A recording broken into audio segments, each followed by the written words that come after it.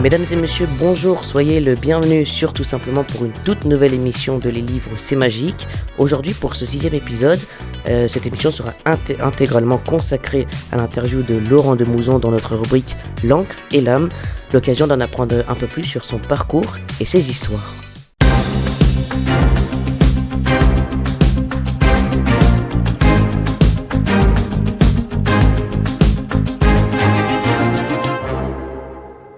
Laurent Demouzon, bonjour. Bonjour. Je vous remercie d'avoir accepté notre interview. Alors on va commencer par parler un peu de votre parcours. J'aimerais savoir depuis combien de temps êtes-vous auteur et comment la passion pour l'écriture vous est venue. Combien de temps? Je crois que le premier que j'ai sorti c'est en 98. Moi j'en ai fait 21 ou 22, parce qu'il y a des petits qu'on compte ou qu'on compte pas. Alors la passion, je sais pas comment elle est venue. Moi je lisais des livres d'histoire historique, et puis des livres sur la guerre dans les Alpes, et puis je me suis aperçu qu'ils racontaient plein de choses, mais en fin de compte pas grand chose, et qu'il fallait se mettre au boulot. J'ai fait une première plaquette qui a bien marché, et puis après j'ai fait un premier livre qui a très bien marché, et depuis c'est parti. Donc la passion vous est venue à ce moment-là. Oui, avant, dès l'âge de 11-12 ans, je lisais déjà beaucoup de livres là-dessus. Et puis l'écriture est arrivée à ce moment-là. Je me suis aperçu qu'en fin de compte, c'était à la portée de tout le monde. À l'école, j'étais pas un génie, mais voilà, le faire de lire, peut-être que ça m'aidait quand même. Mais je me suis dit, on peut le faire. Alors vous avez quelques ouvrages, vous parlez de la montagne, de la Savoie. Pourquoi vous intéressez-vous à ces thèmes en particulier? Est-ce parce que vous êtes né dans les alentours? Est-ce que pour vous c'est aussi un territoire qui regorge d'histoires riches? Par exemple, je prends aussi le livre Savoie 1944-1945, Une longue libération. Tout d'abord, je suis savoyard, je suis né à Aix-les-Bains, j'habite Saint-Jean depuis 15 ans, je pense très bien la Savoie, du fait d'avoir fait de la montagne, du ski un peu partout.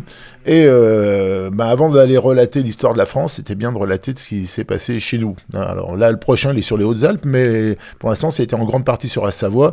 On m'a dit beaucoup la Maurienne, mais non, j'ai fait aussi la Tarentaise, j'ai même fait le Mont Blanc.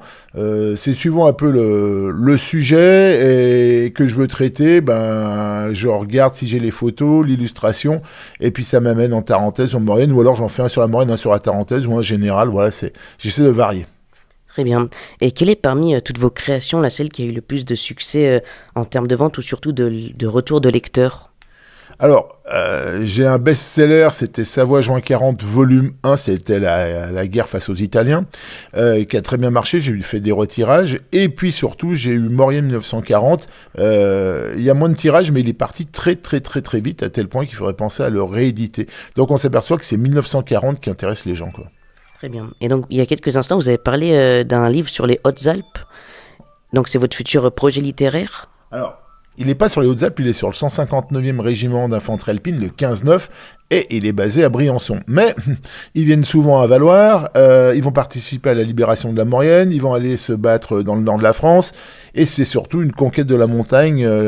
Ils vont amener le ski militaire, ils vont amener plein de choses dans ce domaine-là. Donc, en fin de compte, ça a beau être les Hautes-Alpes, c'est les Alpes, c'est la France. Parmi vos livres, lequel avez-vous préféré écrire et pour quelle raison? Ça, c'est difficile à dire.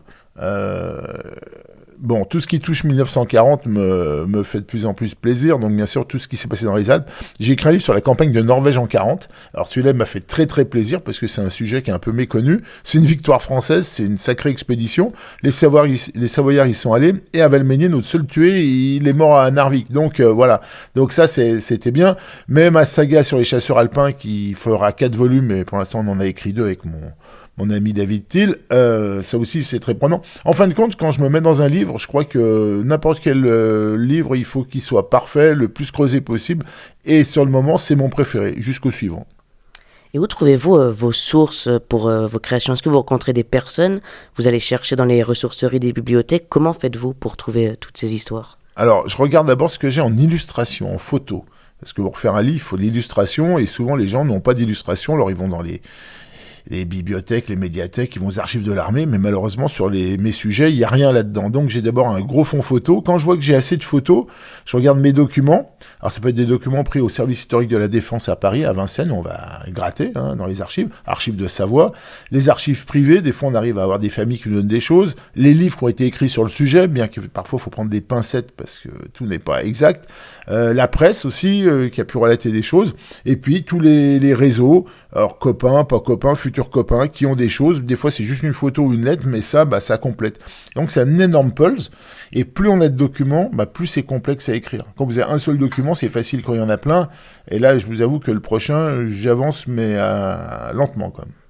Et comment faites-vous pour pouvoir consacrer du temps à la littérature, aux activités et au travail? Quelle est votre organisation? Alors, l'hiver, je suis moniteur de ski. Donc, c'est 7 à 8 heures de cours de ski, avec un peu d'écriture le soir quand je peux. Le reste de l'année, je suis guide du patrimoine au Fort du Télégraphe. Donc, quand ça laisse un peu de temps, je bosse dessus. Je suis aussi bouquiniste. Donc, je couvre les livres que je vais vendre et je vais les préparer mes caisses et je vais déballer. J'ai une famille, et puis quand il reste du temps, je le consacre à l'écriture. Alors j'ai quand même une chance, c'est que des fois ça me laisse des journées complètes où j'ai pas grand chose à faire et je peux travailler dessus 8 heures dessus. Puis des fois c'est juste une demi-heure. Voilà, j'essaie de varier, mais il n'y a pas beaucoup de temps libre. Dans la précédente interview que j'ai réalisée dans Les Livres C'est Magique, j'ai interviewé Déborah Lévy-Bertherath qui est autrice.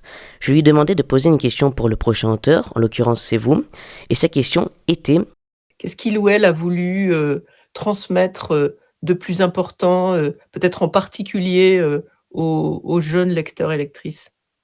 Je crois que c'est le devoir de mémoire qui disparaît, alors aussi bien au niveau de la population que des politiques, que des collectivités. Alors évidemment, on va célébrer chaque année la libération de Saint-Jean ou la destruction d'Hermillon, mais on va passer à côté de plein d'autres choses importantes. Donc le but, c'est de rendre un peu hommage et laisser à la postérité des traces de ces gens qui ont vécu, parce que des fois, c'est pas de la guerre, c'est juste vivre à cette époque et qu'on les oublie pas.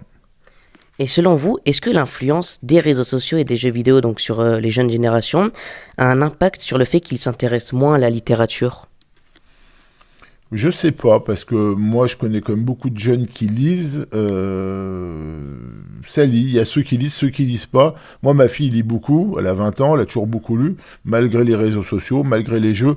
Je crois que celui qui n'était pas intéressé à l'époque où il n'y avait pas les réseaux sociaux ou les jeux vidéo, il n'était pas intéressé. Je sais pas, on peut compiler comme les deux et les deux peuvent aller. Mais, évidemment, ça prend du temps. Et auriez-vous du coup un message à adresser aux jeunes concernant la littérature pour ceux qui aimeraient devenir écrivains ou même qui sont passionnés de lecture? Pour écrire, faut oser. Voilà, faut oser. Si on ose, ça peut marcher. Il est évident que si vous sortez un manuscrit, vous allez voir un éditeur, c'est pas facile. Donc moi, j'ai tout fait tout seul. Voilà. Et en fin de compte, grâce à des salons comme Hermillon ou d'autres qui m'ont accueilli, je me suis fait une clientèle. On voit beaucoup d'auteurs locaux qui n'ont pas forcément des maisons d'édition, qui arrivent à publier. Et puis une fois que ça marche, on peut avoir une maison d'édition. Donc faut y croire. Voilà, faut juste essayer. Puis d'écrire un livre, c'est du temps, mais à la publication, si on se débrouille bien, ça coûte pas si cher, surtout en ce moment avec tous les moyens qu'on a à nos dispositions. Et en parlant des salons du livre, est-ce que vous avez fait d'autres salons du livre que celui d'Hermillon? Ah oui, Saint-Innocent, Les Marches, celui-ci notamment. Alors pourquoi? Parce que c'est des salons locaux. Et il est évident que quand je suis invité à un salon de livres militaires à Orange ou à Brest, comme on m'a déjà invité, il y a peu de chances que je vende beaucoup de livres sur le sujet et ça ne me payerait pas mes frais. Donc tant que je reste dans le local, ça va.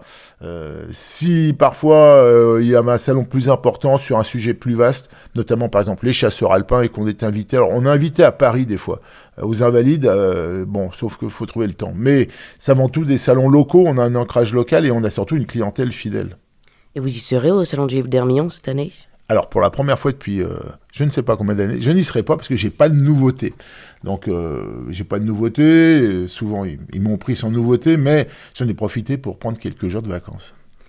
Et enfin, pour terminer sur une note originale, avez-vous une question à poser pour la prochaine autrice ou le prochain auteur que j'interviewerai dans mon émission? Oula, ça c'est pas facile de me prendre au dépourvu. Je vais parler plutôt du côté financier.